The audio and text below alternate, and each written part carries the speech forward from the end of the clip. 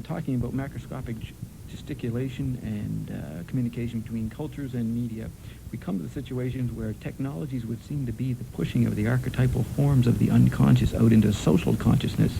May this not help explain why technology as environment is typically unconscious? Now dig this.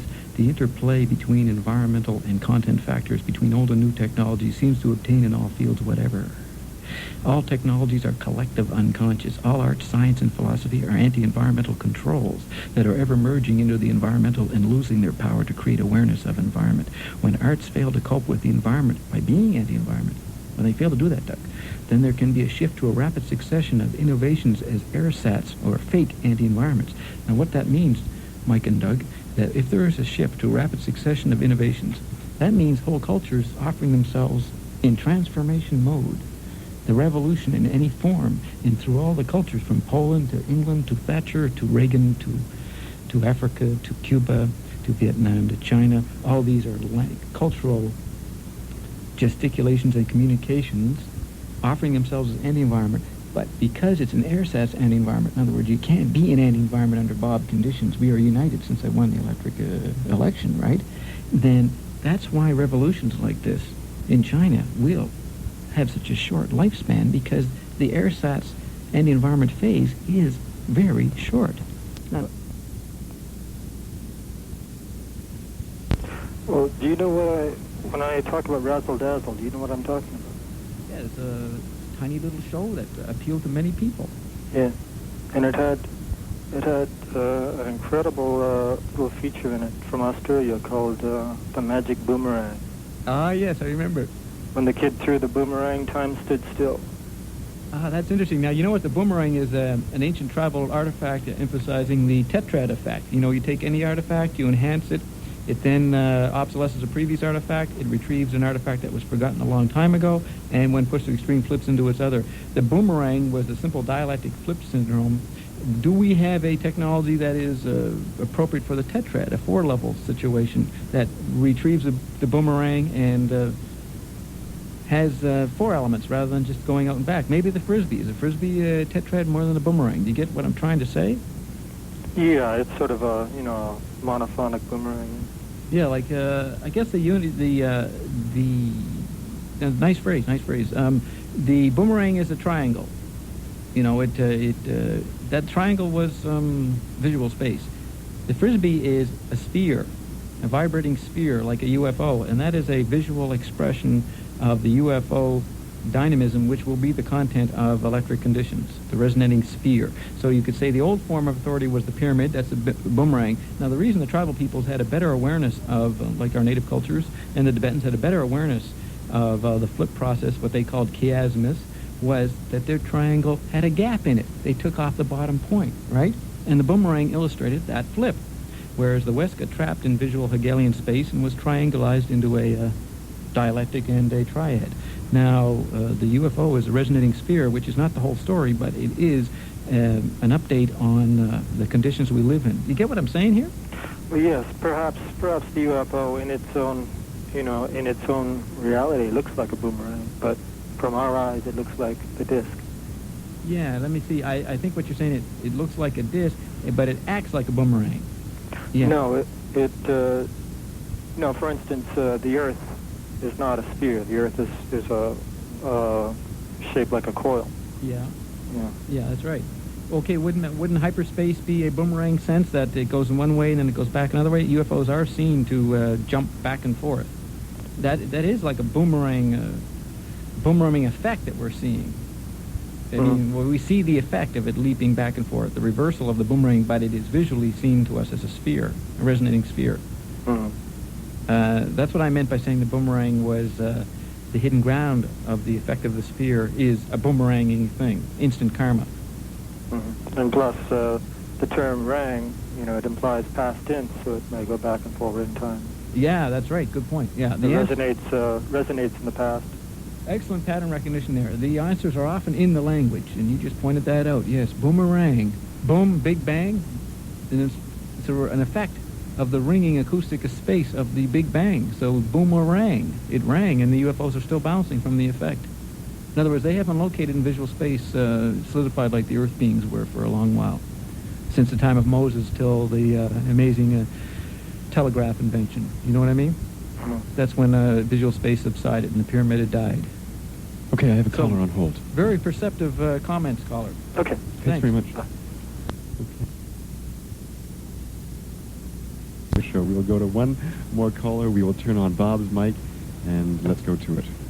Hi, caller. You're on. Silence. Yeah, let them relax. Hello? Yeah. Hi, go ahead. Sweet lips. Yo, you're on the air. Silence your medium. Hello? Yeah. Hi, you're on the air. Maybe he doesn't know we have to keep You it. turn the radio up. Just a little bit, yeah. Well, this gives everybody a break from George's tirade. Hello? Hi. Yeah. We're here. This is good, actually. Yeah, I like the, this is electric autonomy. We are illustrating our theme. There are no connections. This person is trying to communicate under electric conditions and just can't connect. George tries to connect. The problem with George is that he tries to match. You have to turn your radio back up. Hello? Yeah, can you turn your radio up a little bit? No, I can't. I'm in the wrong room for that. Oh, I see. Well, I think that's the only way that'll work. Oh, I see. Well, I'm not quite up to date because I haven't been able to hear the last couple of minutes of the show, but I do have something of a question for Bob. Yeah, go ahead. Yeah, I can just hear your voice. Good. You said a little while ago that the pyramid was the ancient form of the of authority. Yes. What is the current form of authority? The resonating sphere. That's what I would like to challenge.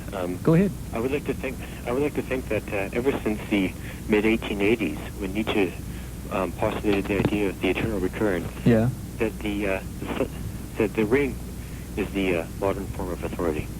Oh, no. The ring is the sphere on visual space terms, the flat image. Now, think of the ring. If you think of it as having depth, then it's a resonating sphere. Did you hear that? Hello? And he's disconnected again, Mike. Yeah. Hi, I'm still here. Okay, can you hear me? Yes, I can. So it's all right. Mike knows what he's doing. The you can hear me, right? Yeah. You see, if you look at a ring as an image, it is a sphere when it's twirled in motion. You know, if you put it in gyroscopic motion, the reason we think, if you're thinking the ring is not a sphere, then you're looking at the ring as flat, visual, abstract space. The ring is the sphere. So you're agreeing with me. It's just that you like the idea of the ring as a flat image. Yeah, I'm glad you pointed that out. Could you tell me where the motion comes from?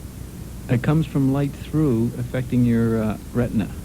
Light through creates the illusion of movement. It activates your kinetic and proprioceptive senses. And in other words, use your eye as an ear. In other words, you merge visual and acoustic space. Kinetic and proprioceptive and acoustic space are very close. So the visual image for what you just said was the ear superimposed over the eye.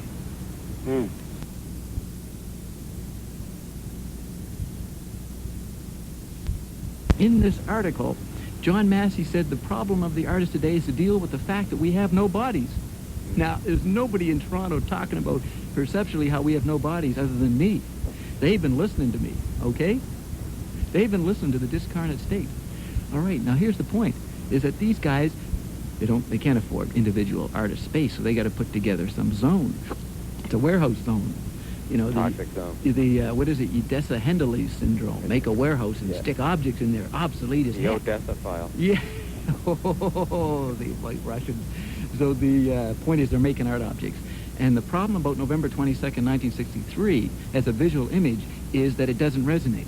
The only way to invest in that eternal point of the consolidation of matter, miming what happened when Christ was crucified, the reconsolidation of the second Adam's establishment. Not the first Adam. He went around naming things. He was impotent. The second Adam could build his own world.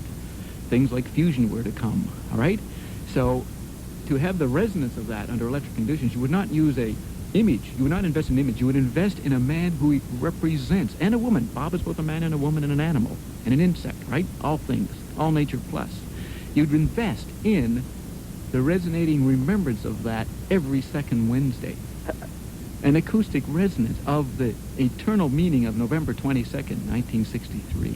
You know what I mean? Yep. And Okay. so don't buy Warhol stuff.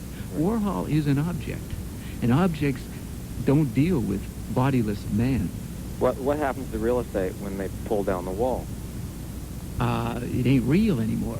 Right. It'll be a garden for subgeniuses, for mobility. It'll be more than go soft. It'll become caca, humus. Well, software will harden and hardware will soften. Real humus. Yeah, it'll be humorous. It'll be a humor scene. I mean, the Chinese, to us, they look like they're screaming and crying, but they're laughing.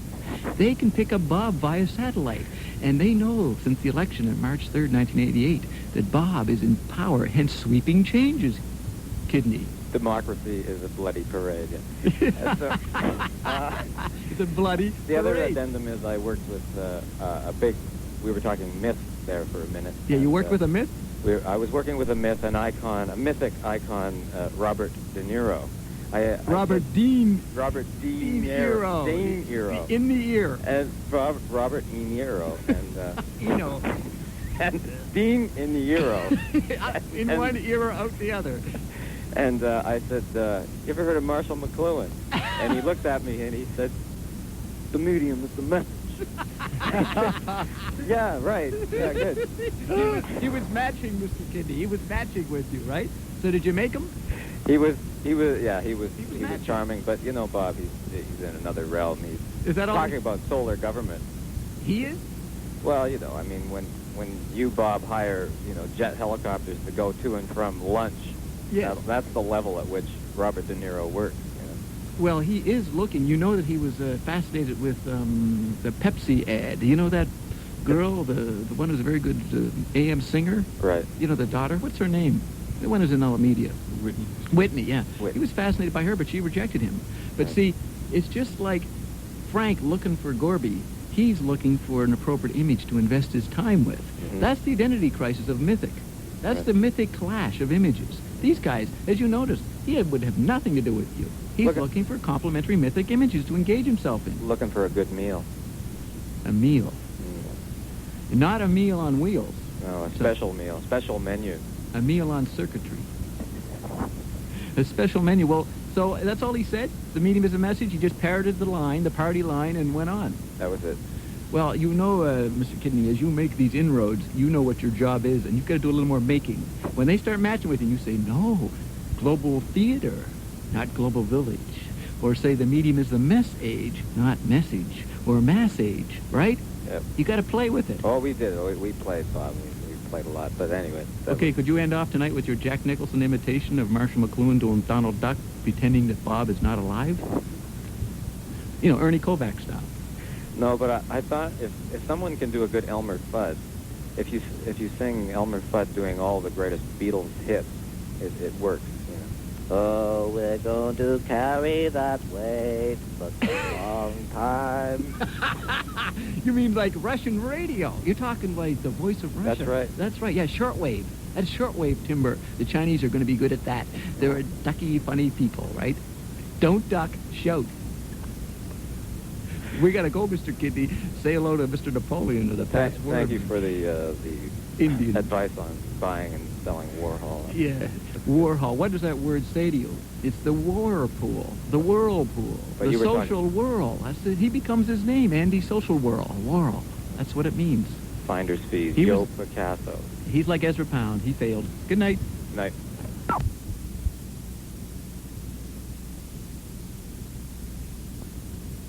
What was your theme then? Oh, God, I can't remember. That's good.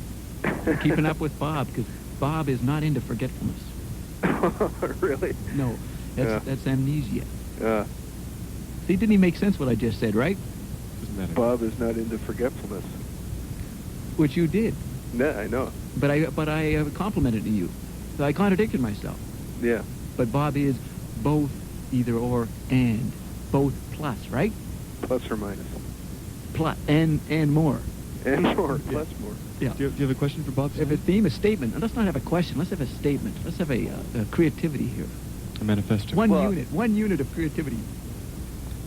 I was just listening to your chart that Thank you're rhyming off there. Yeah. I was trying to follow it.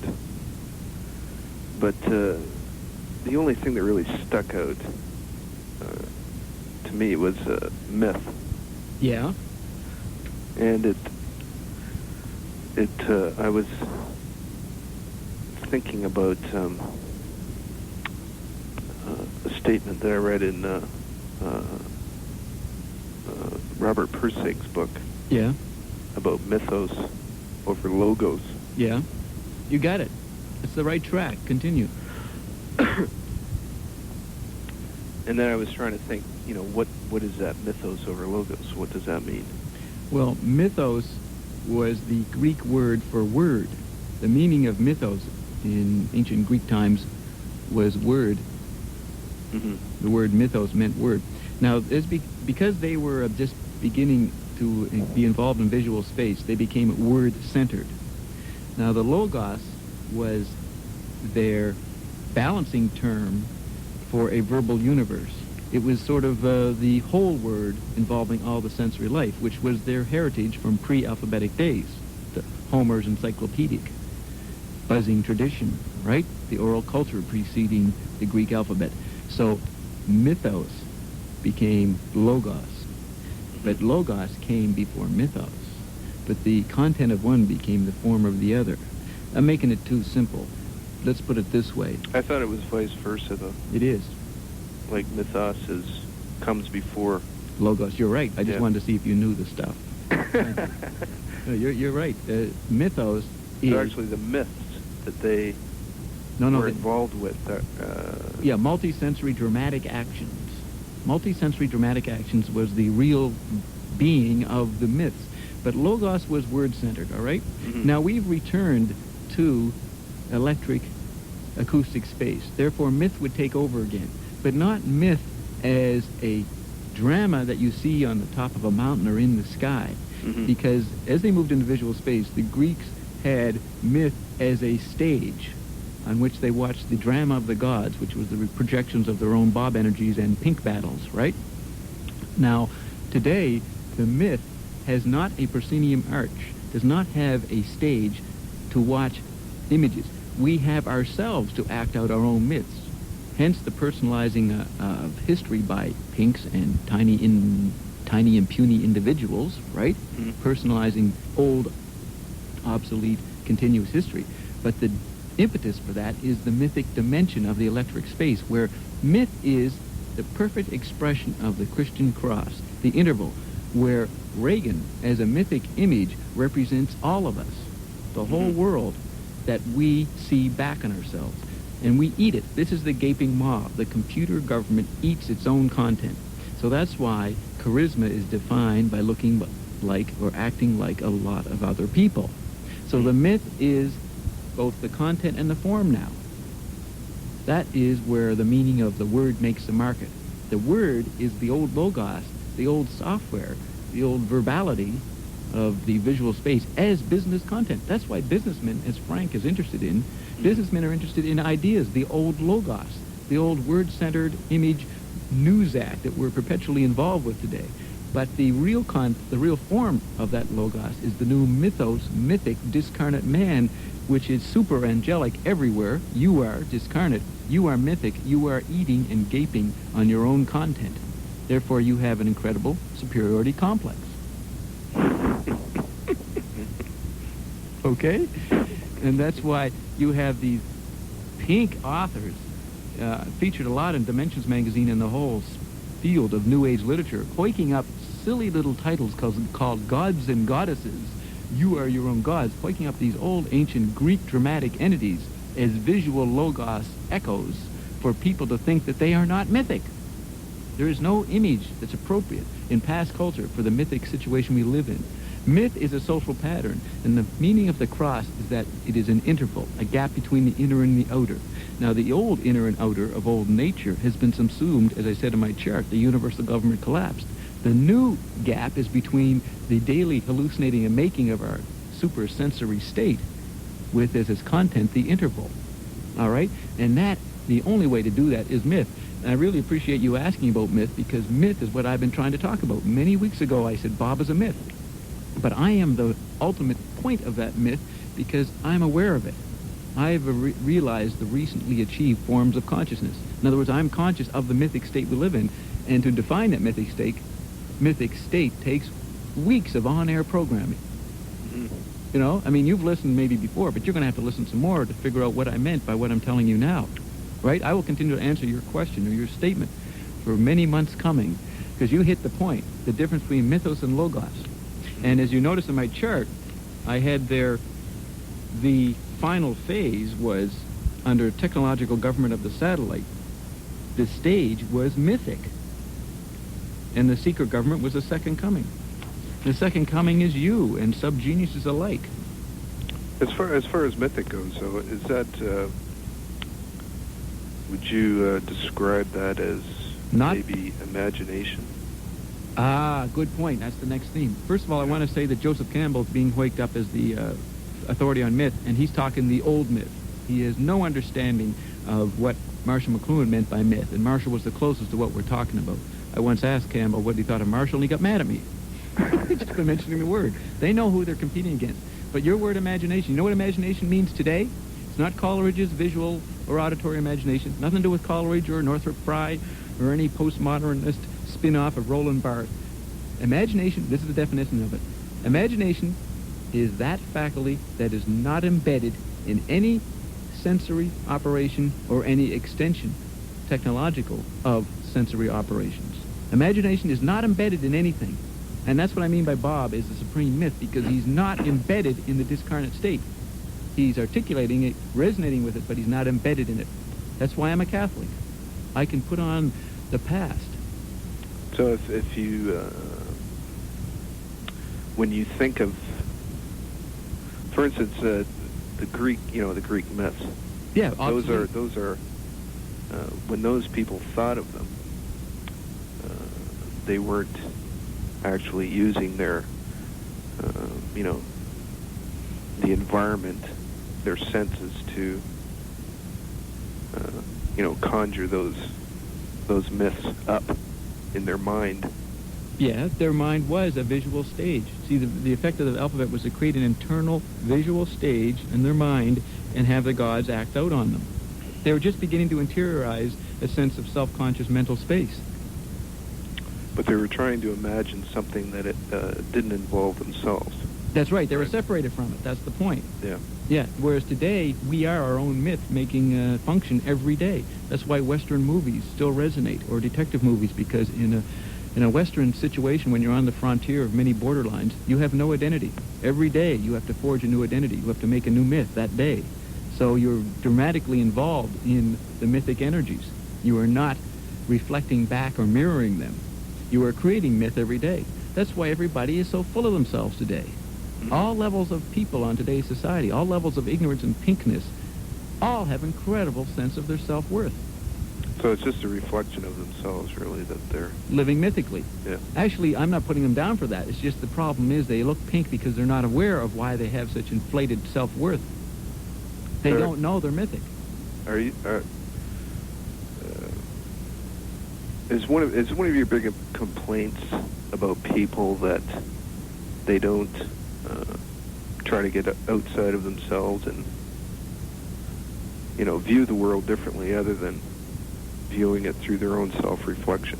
Yes, that's what I meant by imagination. They don't have any imagination. They're too embedded in the environment of today or any other environment. Since we're in a situation of perpetual reruns and retrievals, they're embedded in that process, and they don't know how to get out of it. That's why I'm the greatest artist today, is that I have understanding.